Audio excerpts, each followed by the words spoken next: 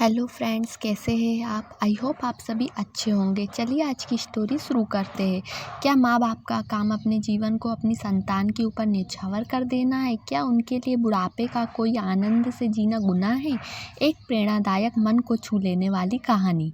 शर्मा जी सरकार से उच्च पद पर रिटायर हुए, बच्चों को पढ़ा लिखा दिया था, विवाह कर दिया था, एक बड़ा सा घर बना लिया था, बेटा भी अच्छी नौकरी करता था, उनकी स्वयं की अच्छी खासी पेंशन थी। घर में बड़ा सा एक बगीचा था, फूलों फलों से भरपूर था, उसमें एक झूला भी लगवा लिया था। मिसेस शर्मा और शर्मा जी ऐसे मनमोहक वातावरण में झूले में बैठते, मन की बातें करते जो असीम शांति प्रदान करते। यहाँ का वातावरण इतना सुखद और शांतिमय था कि उठने की इच्छा ही नहीं होती।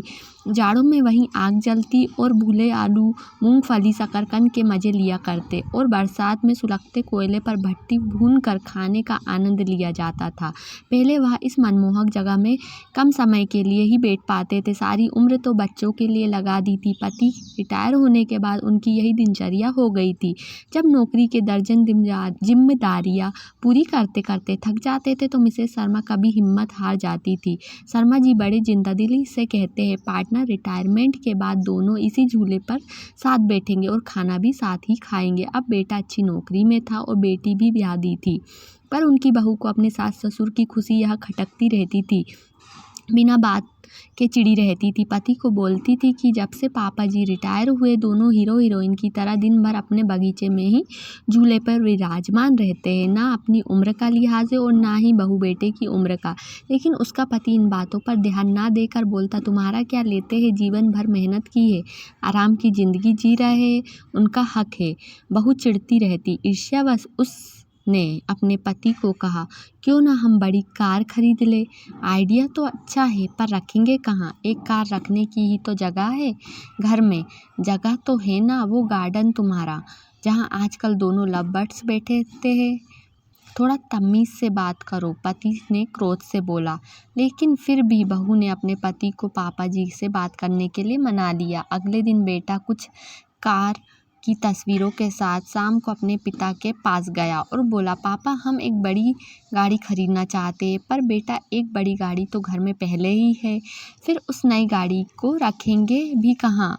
ये जो बगीचा है यहीं गैरेज बनवा देंगे। वैसे बगीचे की देखभाल हमसे तो होने से रही, और मम्मी कब तक देखभाल करेंगी? इन पेड़ों को कटवाना ही ठीक रहेगा। शर्मा जी ने क्रोध को काबू में करते हुए कहा, मुझे तुम्हारी माँ से भी बात करके सोचने का मौका दो। क्या पापा, मम्मी से क्या पूछना? वैसे भी इस जगह का इस्तेमाल क्या है? बेटा थोड़ा चिढ़कर बोला। आप दोनों दिन भर इस जगह बगैर कुछ सोचे समझे, दुनियादारी का लिहाज किए बगैर साथ में बैठे रहते हैं। अब आप दोनों कोई बच्चे तो हो नहीं। इस उम्र में मम्मी के साथ बैठने की बजाय आप अपने उम्र के लोगों में बैठे तो वो ज़्यादा अच्छा होगा। शर्मा जी कड़वी सच्चाई का एहसास कर रहे थे कि आज के पहले जब कभी पत्नी ने अपने मन की कही तो उन्होंने हमेशा सामंजस्य बिठाने की सीख दी, पर आज की बात से तो उनका वो भी सन रह गया। अपने ही बेटे के मुंह से ऐसी बातें सुनकर दोनों के दिल भर आए थे और टूट भी चुके थे। रिटायरमेंट को अभी कुछ ही समय हुआ जो थोड़ा सुकून से गुजरा था। पहले की जिंदगी तो भागम भाग में ही निकल गई थी।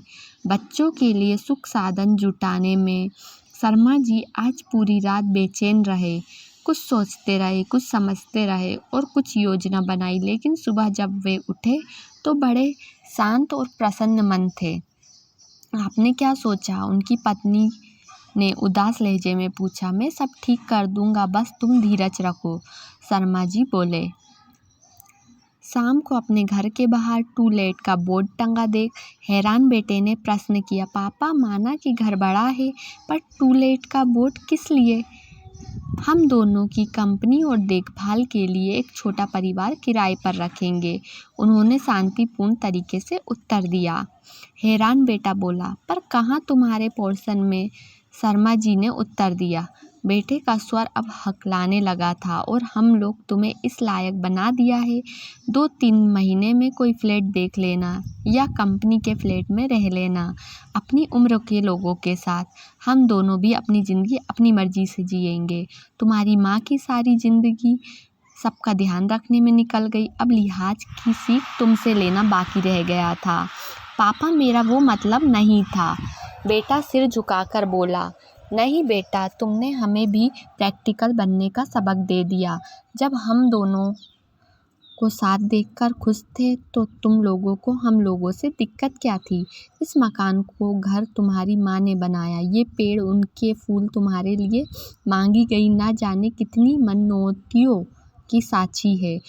तो यह अनोखा कोना छीनने का अधिकार मैं किसी को भी नहीं दूंगा। पापा, आप तो सीरियस हो गए। बेटे के स्वर अब नर्म हो गए थे। ना बेटा, तुम्हारी माँ ने जाने कितने कष्ट सहकर, कितने त्याग करके मेरा साथ दिया। आज इसी के सहयोग से मेरे सिर पर कोई कर्ज नहीं है। इसलिए सिर्फ ये बगीचा ही नहीं, पूरा घर तुम्हारी माँ का ऋणी है। घर तुम दोनों से पहले उसका है। जब मंदिर में ईश्वर जोड़े में अच्छा लगता है तो माँ बाप साथ में बुरे क्यों लगते हैं। ज़िंदगी हमें भी एक ही बार मिली है, इसलिए हम इसे अपने हिसाब से जीना चाहते हैं। तो फ्रेंड्स, ये तो थी हमारी आज की स्टोरी। अगर आपको अच्छी लगी हो तो प्लीज़ चैनल को लाइक, सब्सक्राइब और शेयर ज़रूर कीजिएगा। Thank you.